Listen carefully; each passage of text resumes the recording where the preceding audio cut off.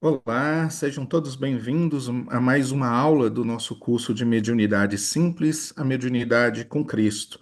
E nós estamos hoje começando uma nova forma de divulgação usando gravações, onde nós vamos poder nos mostrar e, eventualmente, até ter a participação de vocês num segundo momento.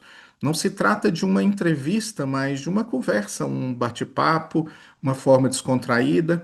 Imaginando a gente num final de semana indo à casa de nosso pai e podendo sentar com ele no sofá, podendo nos deitarmos no seu colo, conversarmos informalmente. E o que nós pretendemos é isso, deitar no colo do nosso pai. Então, sem formalidades, somente com o coração aberto, com grande alegria de estarmos aqui. E estou eu, Cláudio Henrique, trabalhador em reunião mediúnica, com a Ana Carolina, que para a gente é a Carol, uma filha que a vida nos trouxe e que trabalha com a gente. Tudo bem com você, Carol? Tudo ótimo. É muito bom estar aqui para poder compartilhar um pouquinho da pouca experiência que a gente tem, mas eu acho que vai ser um bate-papo bacana. Ah, sim, com certeza. Nós estamos separados fisicamente por 420, 450 quilômetros, né? Mas sempre próximos, não só pela tecnologia, mas pelo trabalho, né? Pelas formas de desdobramento do Espiritismo.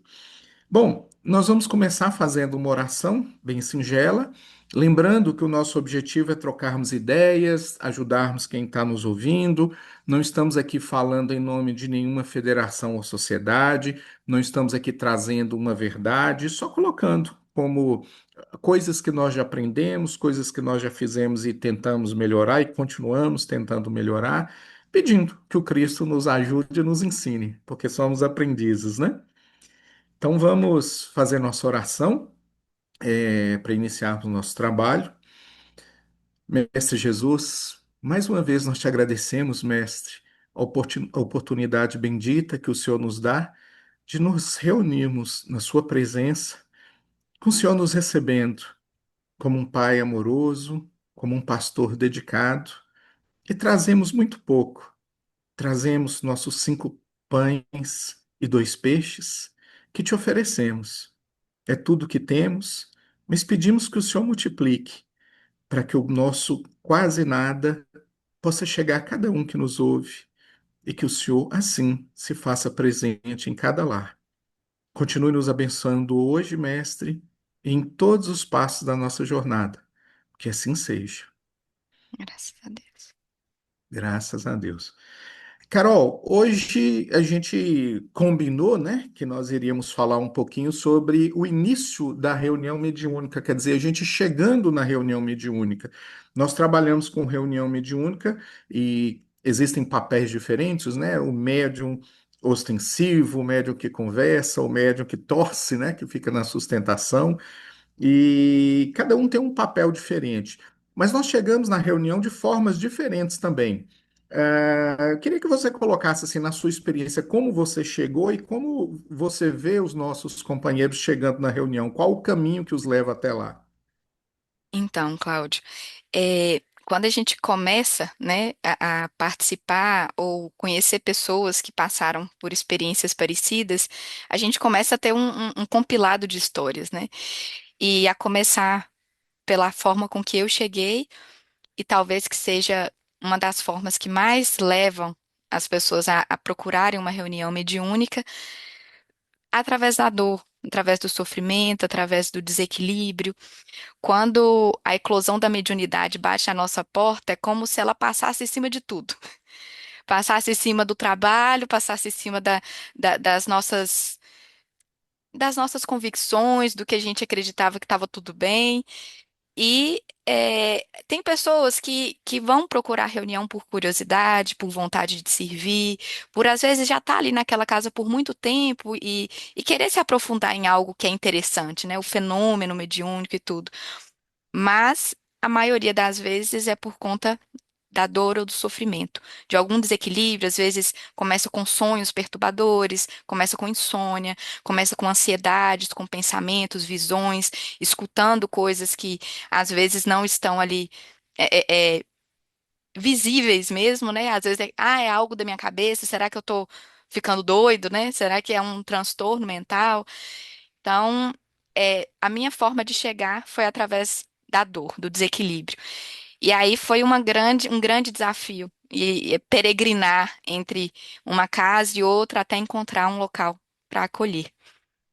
E as casas, quando você procurou, você conseguiu num primeiro momento já encontrar? Porque nós estamos imaginando assim, pessoas que buscam coisas diferentes. Alguns vão pela dor, mas quando o curativo, o remédio da dor chega, a gente tem que se sentir motivado, se sentir engajado para continuar, né?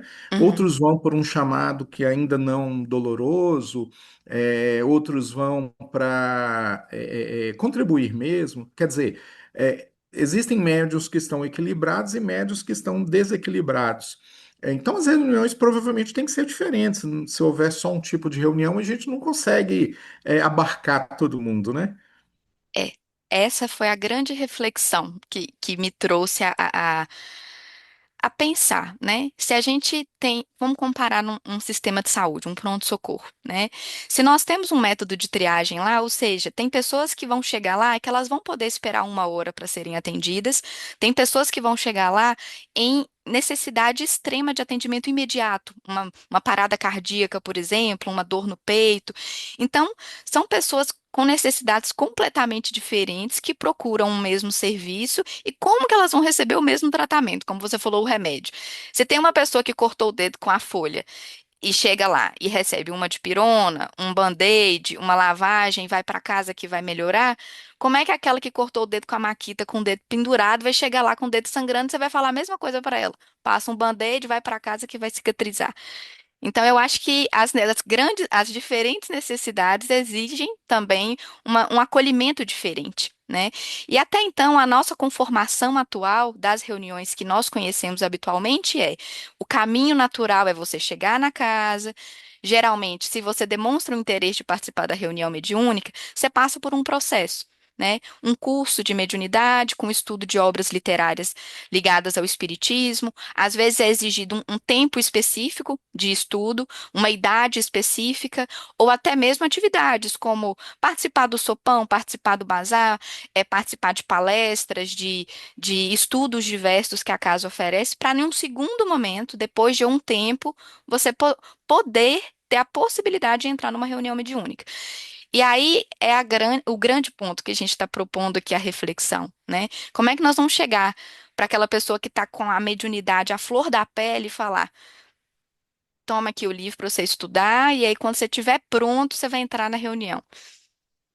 E eu acho que esse É, é a grande dificuldade mesmo. pois é, assim, usando a comparação que você fez do hospital, né? A impressão que fica é assim, que se nós entrarmos pelo pronto-socorro, uma vez tratado a dificuldade do pronto-socorro, a gente faz o caminho contrário, né? Para se preparar para poder entrar na reunião através do estudo, através da dedicação e por aí vai. Mas é necessário que a gente tenha portas e que cada porta esteja preparada para aquele tipo de ocasião, né? Para aquele tipo de necessidade. Exatamente. Que são o que a gente está pensando, né? As diferentes formas de reunião mediúnica. Porque até então, a gente acredita numa reunião mediúnica que trata espírito. Ah, será que a reunião mediúnica realmente é para tratar é só para tratar os espíritos que estão, né, no mundo espiritual e aqueles que estão encarnados e também têm suas necessidades? Que aí entra o seu colega de reunião, que às vezes está num processo que a gente denomina de mistificação, ou outros nomes que às vezes a gente trata até com um certo desdém, né? Tem É. necessidades diferentes dentro de uma mesma reunião. E quando a gente coloca a ideia de que a reunião é primeiro para nós, né, para tratar feridas nossas, e que aqueles espíritos que estão ali são gente como a gente, nós entendemos que na verdade é uma misericórdia divina, né? Deus nos permitir participar de uma reunião e através dessa reunião a gente vai curando algumas feridas e vai auxiliando na cura de outras feridas, né, de outras pessoas. Pois é interessante isso, porque então, se a mediunidade aparece para nós médiums fora da reunião de forma descompensada, digamos assim, né? Um pouco torturada, um pouco trazendo medo, o Cristo está vendo isso, ele está acompanhando esse processo. Talvez a gente precisou, demandou desse remédio, porque convites anteriores não foram ouvidos, né? Mas ainda assim é uma forma amorosa. E nós, médicos, entre aspas, né, dentro dessa comparação, que estamos aqui recebendo esses doentes, como que a gente vai negar, né? Exatamente. Temos que receber todos de forma igual. Mas e o convite quando vem? Por exemplo, você pode ter o fenômeno por ser média ostensiva, significa que ao estudar, ao se equilibrar, você vai ser sempre uma média ostensiva nessa reunião? Como que você vê isso? Porque existem vários papéis dentro da reunião, né?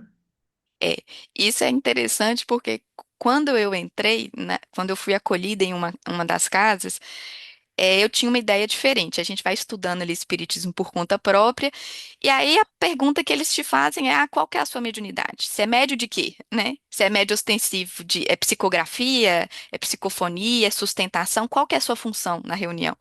E eu nem sabia responder isso, porque eu nem sabia o que que era, né? Qual mediunidade eu tinha. E a primeira orientação foi: não se coloque numa caixinha. Ou seja, não encaixote, né? Não taxe a sua mediunidade. Porque se a gente taxa, a gente só vai trabalhar se for assim. Eu só vou trabalhar na reunião se vier uma psicografia. Se não for, eu vou ficar quieto lá e não vou fazer mais nada. E a reunião, ela tem diversos papéis.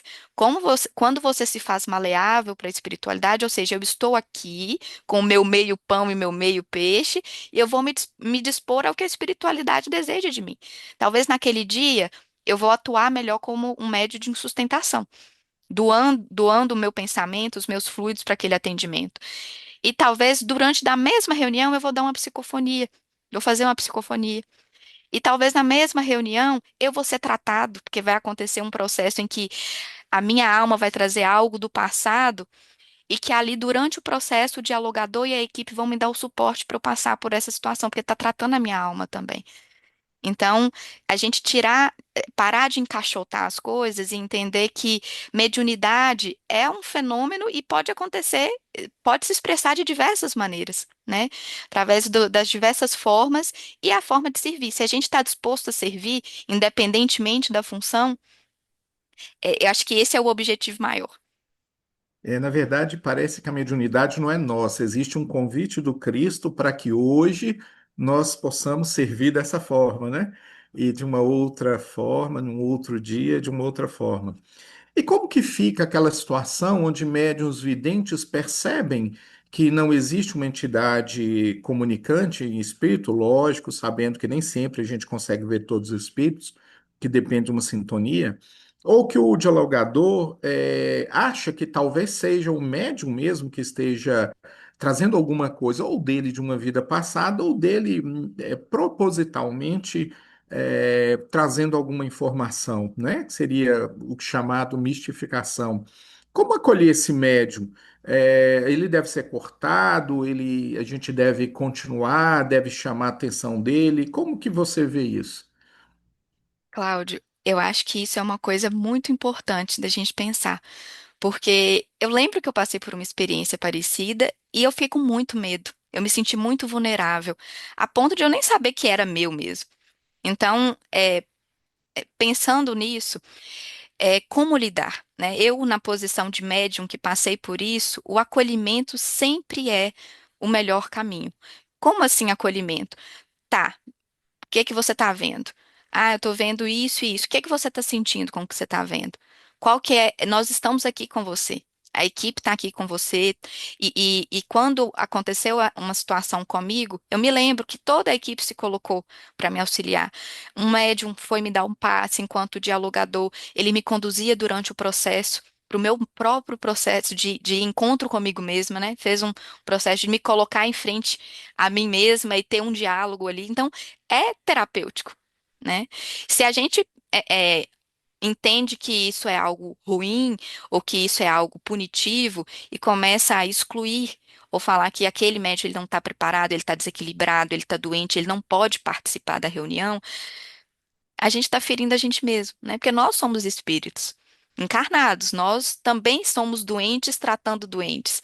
E se a gente não consegue acolher nem as pessoas, colegas nossas de reunião, como acolher espíritos que estão sendo trazidos pela espiritualidade, né? Para a gente poder auxiliar na cura. Então, fica essa reflexão, né? Será que realmente o melhor caminho é tirar essa pessoa da reunião, é chamar a atenção dela ou deixar ela desconfortável na frente dos colegas? Isso é algo a se pensar. Ou seja, se não é viável termos vários grupos com objetivos diferentes, talvez cada grupo deva se moldar para um objetivo diferente em cada reunião. Pode ser. É. Um convite do Cristo, né? Hoje nós vamos atender, lógico que o Cristo não fala explicitamente, mas hoje nós vamos atender espíritos desencarnados, hoje nós vamos atender almas barra espíritos encarnados. E se o obsessor é alguém que nos conhece profundamente, imagina nós nos conhecendo e nos obsediando, né? A auto-obsessão. Talvez seja o mais cruel de todos os atendimentos. É. É o mais cruel de todos. E a se lembrar até mesmo do Evangelho, né? Quando tem o primeiro ensinamento é amai-vos, o segundo é instruí-vos. Então, primeiro vamos acolher, primeiro vamos estancar o sangramento. E depois, com o tempo, no final da reunião, isso pode ser conversado, durante o processo de aprendizado, isso pode ser conversado. A grande ideia é por que esperar um tempo ou tirar essa pessoa? Vamos fazer tudo junto. O aprendizado ele vai acontecendo. A gente não vai estar pronto. Não vai ter. Ah, eu fiz 4 anos e depois eu fiz um curso e depois eu fiz os trabalhos da casa. Agora eu sou especialista em atender espírito. A gente não sabe lidar com as nossas dores, Cláudia. Quem É dirá, verdade. né? A gente tem essa dificuldade. Então, a gente vai aprendendo, vai ensinando, vai aprendendo, vai ensinando e o processo ele é didático, né? A didática divina ela é perfeita nisso. É, com certeza. E o que que você acha assim, por exemplo, eu fiz todo o curso, todo o treinamento, me preparei teoricamente, mas naquela semana eu não estou bem. Eu estou passando um período da minha vida que eu tenho dificuldades, ou eu não vejo as dificuldades, mas o próprio assédio espiritual me traz dificuldades.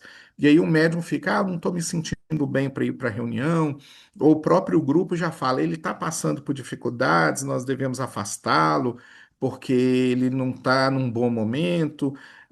Como é que você vê isso? Nós afastarmos médiums que querem ir, mas que nós julgamos que não estão prontos, e uma outra situação, os médios que ficam na dúvida se vão ou não vão, eles estão se julgando, né? Uhum. Se eles vão à reunião porque eles não estão bem naquele dia ou naquela semana. A começar pela segunda pergunta. Eu sempre pensei isso. Às vezes eu pensava assim: ah, hoje eu tô me sentindo tão mal, eu acho que eu não tô no melhor momento para oferecer os meus trabalhos para Jesus, né? Eu acho que eu não vou oferecer um bom atendimento aos espíritos, e talvez eu até atrapalhe o trabalho, né? Esse é um grande pensamento, um pensamento muito predominante. Eu acho que eu não vou, porque senão eu vou atrapalhar em vez de ajudar. Ou então talvez eu saia até pior com essa dor de cabeça que eu tô sentindo, depois da reunião eu vou estar até pior por conta do contato com os espíritos. E é um ledo engano, né? Às vezes a gente coloca isso como um empecilho e esquecemos de que o contato com o espírito que vai ser atendido, a gente não sabe quanto tempo que é antes. Às vezes são horas antes da reunião, às vezes são dias antes, às vezes são meses antes, a depender da problemática daquele espírito sofredor. Então, se nós entendemos que nós somos médiums 24 horas por dia e que talvez aquele mal-estar, além de ter algum motivo orgânico ou às vezes uma complementação com o contato espiritual, a reunião é a solução do nosso problema. E dar a solução para o problema do espírito também.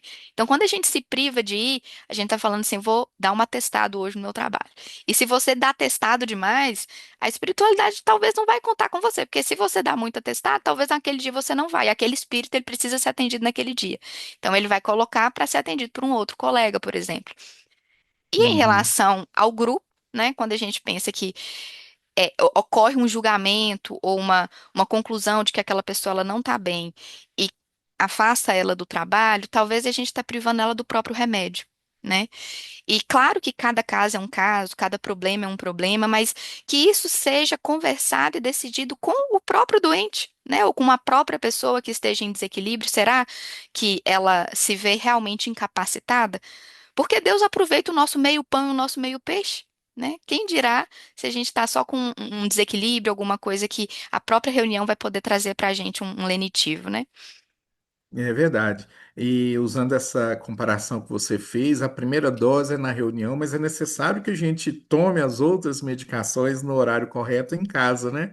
que o tratamento ele continua. Continua. É, Carol, como que você vê a questão da reunião mediúnica? Nós tivemos um período de pandemia aí há 4, 5 anos, que as reuniões tiveram que parar. Muito se falava que os espíritos não seriam atendidos, que seria uma grande dificuldade, e que os médiuns encarnados passariam por dificuldade por não estar dando passividade. Quer dizer, seria meio que uma punição você ser médium, né? Porque você estaria impedido de fazer o trabalho. Mas numa visão maior, assim, uma visão do Cristo, né? E a gente vai falar sobre isso daqui a pouquinho também. Como que você vê? O que é a reunião mediúnica, na sua opinião, assim, tanto para o médium, para o espírito, reforçando, para o encarnado e para o desencarnado? O que ela significa para a gente e para o Cristo, na sua opinião? A única palavra que me vem à mente, se eu pudesse resumir isso em uma palavra, é misericórdia divina. Uma palavra misericórdia. Então, trazendo esse contexto que você trouxe da pandemia, se a gente olha para a reunião como um local de tratamento de espírito, que a gente está indo lá oferecer o nosso trabalho para curar os espíritos, aí realmente, talvez a gente tivesse sido punido mesmo com essa pandemia, né? Talvez algo de muito ruim a gente fez para merecer isso. Mas quando a gente olha para, igual você falou, da visão do Cristo, né? O que é a reunião mediúnica olhando de uma maneira geral? É uma misericórdia divina, porque os espíritos não precisam de nós. Eles querem, né? A gente não precisa estar no nível, mas Deus nos quer. Ele nos chama. E aí a gente vai, e aí nesse trabalho ele cuida de nós e cuida daquele que a gente está ali achando que está cuidando também, mas dando o nosso melhor. Então, a pura verdade é uma misericórdia, porque todo o atendimento espiritual dos espíritos que estão aqui poderiam ser feitos no mundo espiritual com os médiuns desdobrados, por exemplo. Mas Deus nos permite ter a reunião mediúnica e permite que alguns espíritos venham com o perispírito transformado marcado pelas mudanças da mediunidade, para ser mais uma ferramenta de trabalho para os trabalhadores de última hora, né? E aí a pandemia nos chamou para quê? Para lidar com o nosso problema em casa.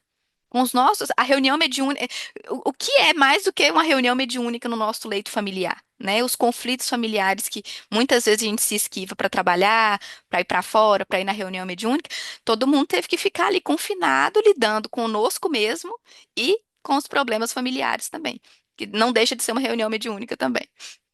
E das mais difíceis, né? É, Assim, a gente está dando um foco hoje no chegar na reunião mediúnica, né? Não é nosso objetivo tanto falar da reunião mediúnica. Aí eu queria que você me falasse, nós chegamos, aí tem aquela história que no dia da reunião mediúnica, o médium deve se tornar um santo, ou o mais próximo possível disso. Mas nos outros dias não tem muito problema, porque faltam 5, 4, 3 dias para a reunião mediúnica. Eu queria que você colocasse assim, na sua visão de média ostensiva, como que você percebe isso?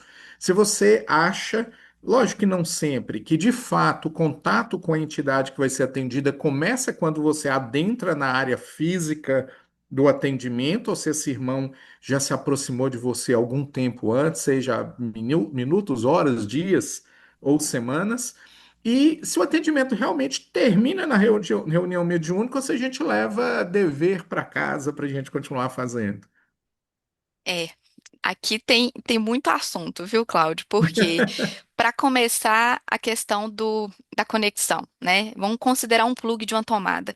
Se você pega uma rede de alta tensão lá do poste e liga direto na tomada da sua casa, vai ter uma grande explosão, né? Então, a gente tem toda uma forma de diminuir a voltagem até chegar na tomadinha lá da nossa casa para a gente ligar ali um ventilador, por exemplo. A se pensar da conexão espiritual.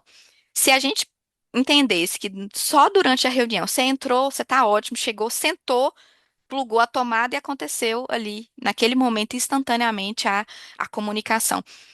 E a gente, depois que a gente vai dando uma olhada, né, nas obras de André Luiz, a gente entende que é um processo que é demorado, que é cuidadoso.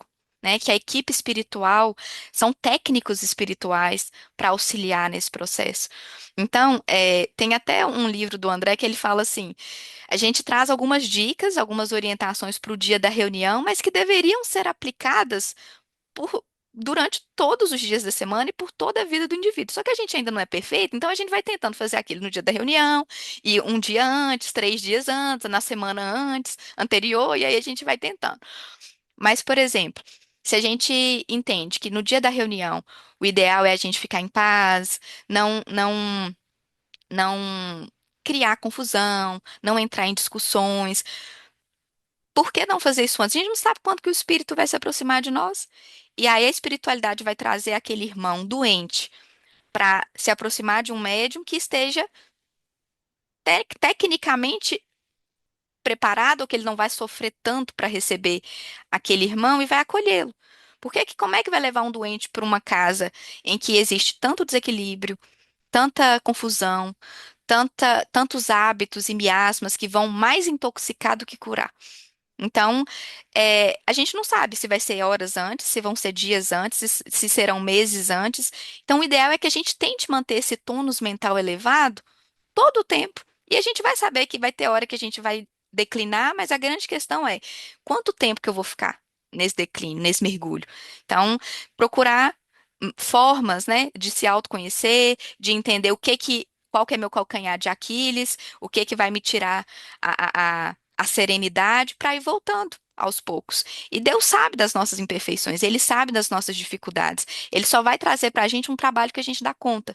Não vai ser algo que vai prejudicar demais o espírito, nem trazer para nós um grande mal, porque a gente vai sentir mal. A gente vai sentir aquela dor daquele espírito, a gente vai sentir uma dor de cabeça, a gente vai sentir dor nos ombros, sensação de angústia. E se a gente acha que isso é nosso e não tem nada a ver com os espíritos, a gente deixa de ir na reunião. É bem interessante isso. Algumas pessoas até falam: ah, eu não quero mexer com espíritos, porque vai que eu incorporo quando eu estiver sozinha, ou estiver dirigindo, ou vai que vem uma entidade que eu não dou conta e que ela me faça um mal. Você acha que, vendo a reunião mediúnica como a misericórdia do Cristo, e um Cristo como um pastor, como um pai, né, como Deus é para gente, provavelmente não ama um filho mais que outro, não tem filhos prediletos.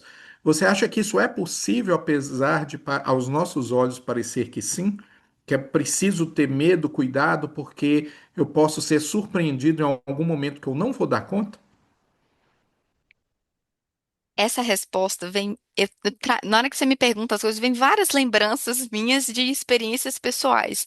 E teve momentos muito delicados da eclosão da minha mediunidade que eu pensava isso. Eu falei, meu Deus do céu, eu vou sair e como eu estou em desequilíbrio, a qualquer momento isso vai acontecer na rua e alguém vai achar que eu tenho algum problema e vai me internar no hospital. O que que vai acontecer?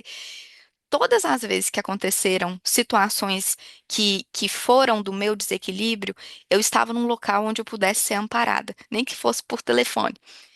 E é exatamente esse ponto. Deus é um pai muito amoroso. Ele não é punitivo, né?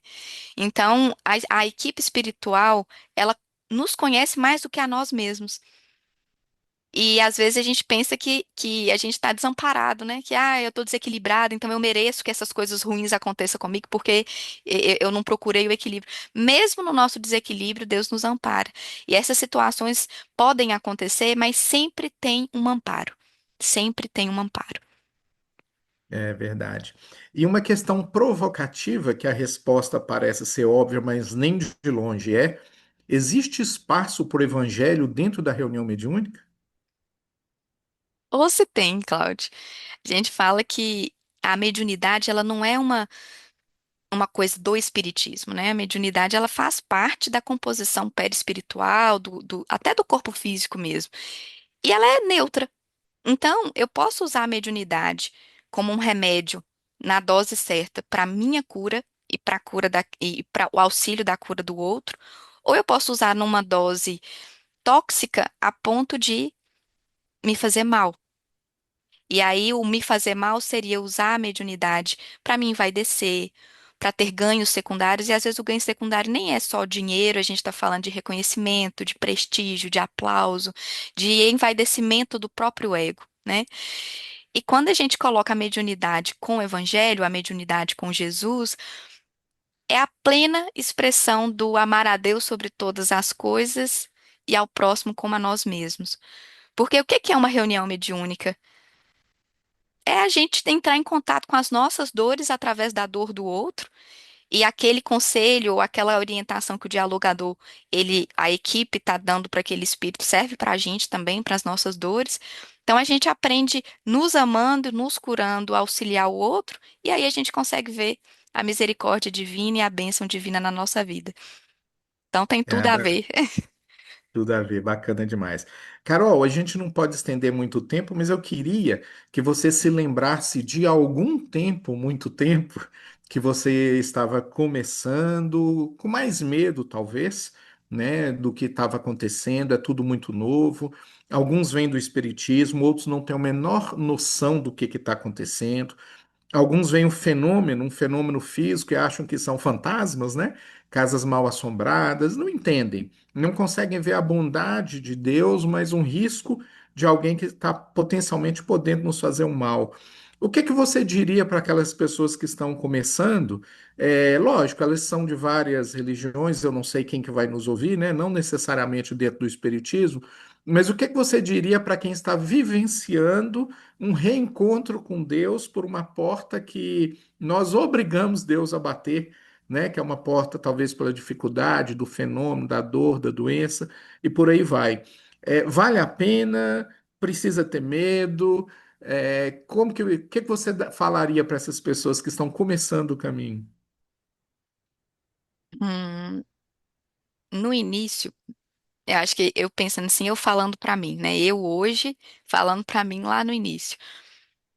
Confia, confia em primeiro lugar na espiritualidade amiga, que eles sabem das nossas dificuldades e sabem do nosso esforço também, né? Quando a gente tem um coração entregue, né? E a gente entrega para Deus esse medo.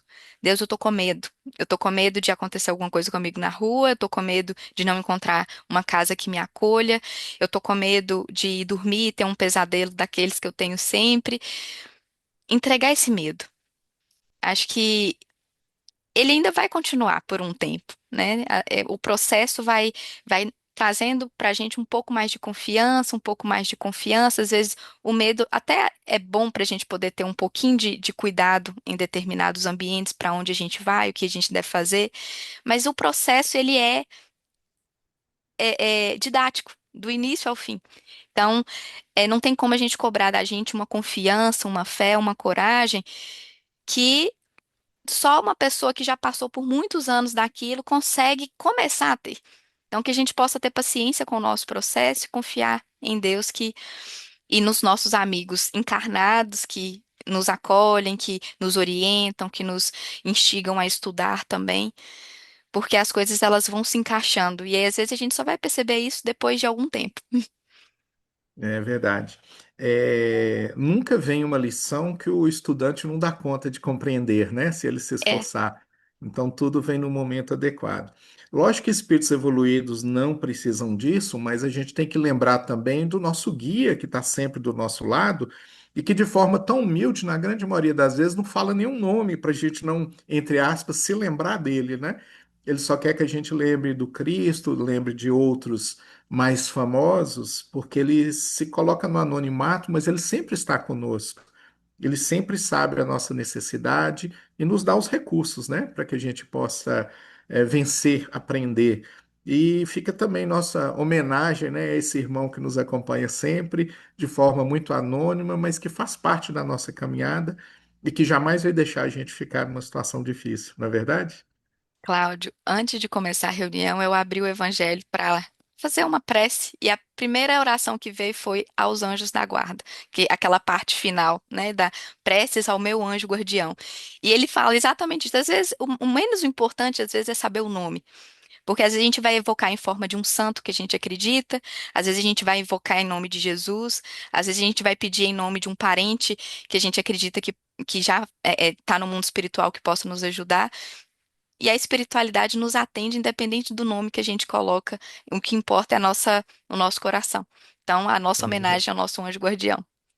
Ele é Jesus conosco, né? pertinho de nós. Carol, foi muito gostosa essa conversa. Nós vamos fazer isso com uma frequência, talvez até semanal. Não é para ser uma entrevista, então na próxima você pergunta e eu falo alguma coisa se eu souber, e nós vamos trazer outras pessoas, às vezes três também, né?